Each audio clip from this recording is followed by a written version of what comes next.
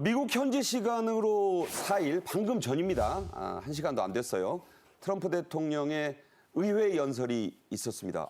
중요한 내용들이 많이 나왔죠. 우리나라 관련된 내용도 있어요. 네, 그렇습니다. 이번에 이기 대통령으로 취임하고 나서 첫 상원, 하원 합동 연설을 했는데 중요한 얘기를 많이 했습니다. 예를 들면 이 야만스러운 우크라이나 전쟁을 종식을 시키기 위해서 노력하고 있다. 이런 얘기를 했는데 특히 한국에 대한 언급이 몇 가지 있어서 꽤 눈길을 끌고 있습니다. 네. 가장 중요하게는 반도체법이라고 해서 2022년에 미국 의회를 통과한 법인데 미국 기업뿐만 아니라 외국 기업에 대해서도 미국 내에 반도체 생산 시설을 지을 경우에 527억 달러의 보조금을 지원을 해주는 그런 법이 통과가 돼서 작년 말에 바이든 대통령이 물러나기 전에 각 기업들한테 보조금 금액을 다 확정을 했습니다. 주기로 했죠. 그렇죠. 주기로 확정을 해서 이미 지급받은 곳도 있다고 하는데 이 반도체법이 매우 끔찍한 법이다. 반도체법을 폐기를 해야 될 것 같다.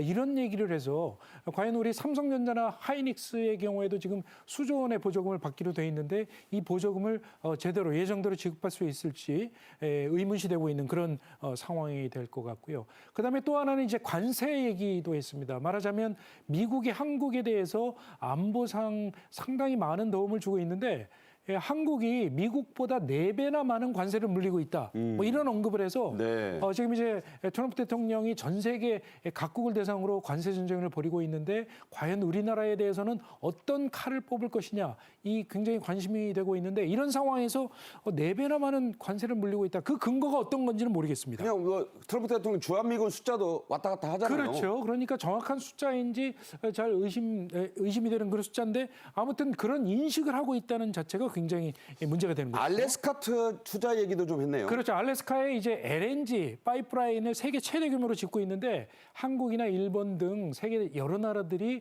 투자를 하고 싶어 하는데 이 나라들이 아마 수조 달러를 투자를 할 것이다. 이런 얘기도 해서 상당히 여러 가지 눈에 띄는 언급들을 했는데 앞으로 구체적으로 사실이 좀 밝혀져야 대응을 할 수 있을 것으로 이렇게 보여집니다. 네, 이 관련 소식은요. 내일 이 시간에도 자세히 저희가 점검해서 다시 정리해 드리겠습니다. 트럼프 대통령의 고관세 부과에 맞서서 중국과 캐나다가 즉각 보복에 나섰습니다. 트럼프는 일단 캐나다를 향해 더 강력한 조치를 하겠다. 경고를 했죠. 예, 그렇습니다. 이에는 이, 눈에는 눈, 보복에는 보복. 이게 어떻게 보면은 악순환의 되풀이 되는 것 같은데 지금 미국이 캐나다에 25% 관세 부과를 시작을 했죠. 그러니까 캐나다가 똑같이 보복 관세를 지금 물리겠다고 했습니다. 25%인데 미국에서 들어오는 156조 원 어치에 대해서 25% 보복 관세를 하겠다고 하니까 다시 트럼프가 그렇다면은 상호 관세를 매기겠다. 또 거기에 대해서 같은 수준만큼 인상을 하겠다는 이야기를 했어요. 아예 주지사라고 불렀어요. 네, 그러니까 SNS에 글을 올려서 뭐라고 했냐면은 캐나다의 트레도, 그러니까 지스탱 트레도죠. 트레도 주지사에게 설명 좀 해달라. 이게 내 의지를 그 트레도에게 이야기를 하라고 하면서 주지사라고 한 이유는 지금 트럼프는 캐나다를 미국의 51번째 주. 시원 한 번째 주로 편입을 해야 된다 이런 주장을 하고 있거든요. 약간 깎아내리는 거죠. 네. 그런데 그 미국의 주지사 그러니까 주로 하려고 하면 더 우호적이어야 될 텐데 지금 그러지 않고 아주 적대적인 메시지를 보내고 있는 것이죠. 그리고 트럼프가 이미 이것은 제도적으로 장치를 마련해놨습니다.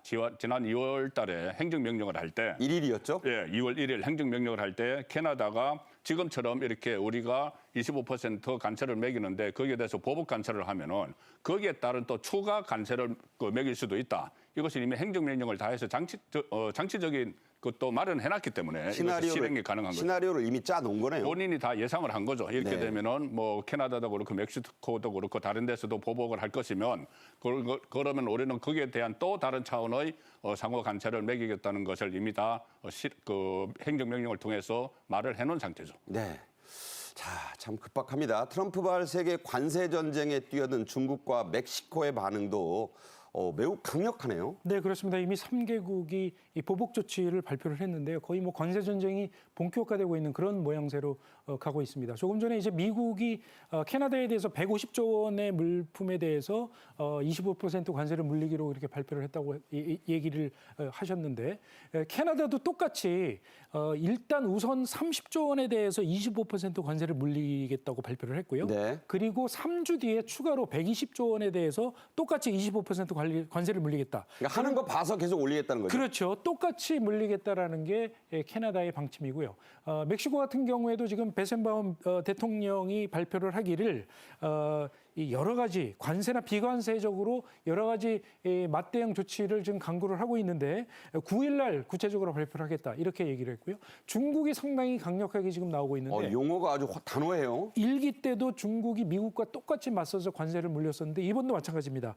주요하게는 닭고기하고 밀, 수수, 대두 이런 농산물에 대해서 15%에서 20%의 추가 관세를 물리겠다라고 얘기를 했는데 이게 뭔가 하면 이제 미국의 농업을 주력으로 하는 지역이 공화당의 텃밭 지역이거든요. 그러니까 공화당의 지지 세력을 겨냥을 해서 이 추가로 관세를 물리겠다는 것이죠. 이른바 선벨트. 그렇죠. 그런 것이고 이제 또 하나는 이 미국의 농산물을 가장 많이 수입을 하는 곳이 중국이거든요.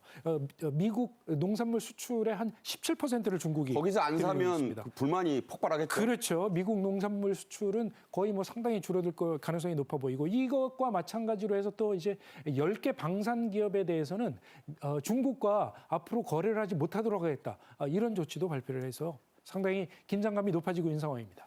세계 2차 대전 못지않은 총성과 포화만 없어요. 돈 전쟁은 이미 시작됐습니다. 멕시코에는 200곳이 넘는 우리 기업들이 생산 기지를 두고 있습니다. 대단한 곳이죠. 당장 발등에 불이 떨어진 셈인데 자 일단 비상 대응을 하고 있죠. 그렇죠. 이제 캐나다, 멕시코 같은 경우에는 미국하고 무관세로 서로 물건을 수입하고 수출하는 나라이기 때문에 우리나라뿐만 아니라 많은 나라들이 특히 이제 멕시코의 값싼 노동력을 활용하기 위해서 이곳에 공장을 많이 세웠습니다. 뭐 삼성전자, 우리나라 같은 경우에 현대차, 기아차, 뭐 현대모비스 여러 대기업들이 한 200곳의 공장을 마련하고 있는데 예를 들면 기아차 같은 경우에 텍사스주와 국경을 맞대고 있는 멕시코 몬테레이 지역에 공장이 있는데 네. 이곳의 연 생산 규모가 25만 대인데 이 중에 15만 대가 미국으로 수출이 되고 미국 있습니다. 물량이. 그렇죠. 그러니까 관세 없이 수출을 하고 있기 때문에 기아차 입장에서는 상당히 이익을 많이 보고 있는 상황인데 25% 관세를 물린다라고 하면 그만큼 가격이 올라가서 가격 경쟁력이 떨어질 수밖에 없는 그렇죠. 상황이죠. 그러니까 우리나라 입장에서는 세 가지 중에 하나를 지금 선택을 해야 되는 상황입니다. 우리가 그 관세의 부담을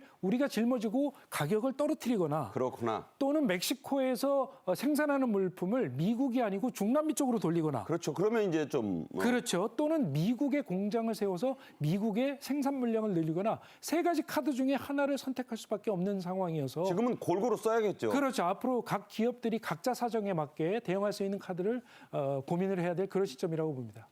예, 우리 정부도 이게 지금 초비상 사태에 돌입을 할 수밖에 없어요.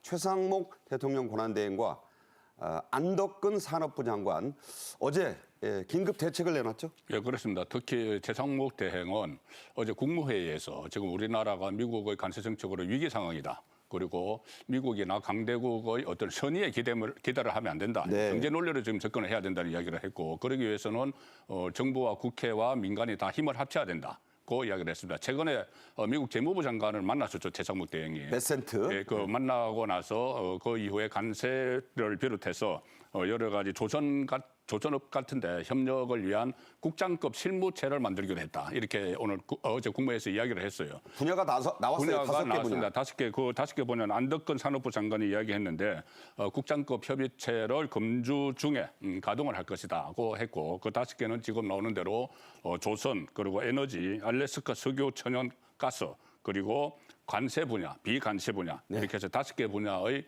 국장급 협의체를 곧 가동을 하게 됩니다. 네. 자, 이런 민간의 협력이 지금 진행되고 있는 가운데 한국형 반도체법, 이걸 그래서 K-칩스법이라고 하죠. 드디어 우여곡절이지만 국회를 통과했습니다. 어떤 내용이 주 뼈대죠? 네, 그렇죠. 작년에 국회에 제출이 됐던 법인데 지금까지 통과가 안 되고 있다가 이제 우여곡절 끝에 통과가 됐죠. 주요한 내용을 살펴보면은 이제 반도체 분야의 기업들이 시설 투자를 할 경우에 그 투자분의 일정 부분을 세액공제로 해서 다시 환급을 해주는 내용이 있습니다. 그게 지금까지는 대기업하고 중견기업이 15%의 세액공제를 해주는데 이걸 20%로 높이고요. 중소기업 같은 경우가 25%에서 30%로 각각 5%포인트씩 높이는 내용이 주로 담고 있고요. 그리고 이런 세액공제 일몰기한이 작년 말에 만료가 됐는데 이걸 7년을 연장을 해서 2031년까지 연장을 했습니다. 그러니까 2031년까지 중소기업이건 대기업이건 반도체 관련 시설을 투자를 하게 되면 한 20%에서 30%까지 세액으로 환급을 받을 수 있다. 그렇죠. 이런 얘기죠. 그다음에 또 하나는 이제 반도체 말고도 여러 가지 다양한 차세대 전략 산업이 있습니다. 뭐 예를 들면 그렇죠. AI 같은 이런 것들의 경우에도 이 세액공제를 적용하는 기한을 5년으로 늘려서 2029년까지 공제 혜택을 해주기로 했습니다. 네.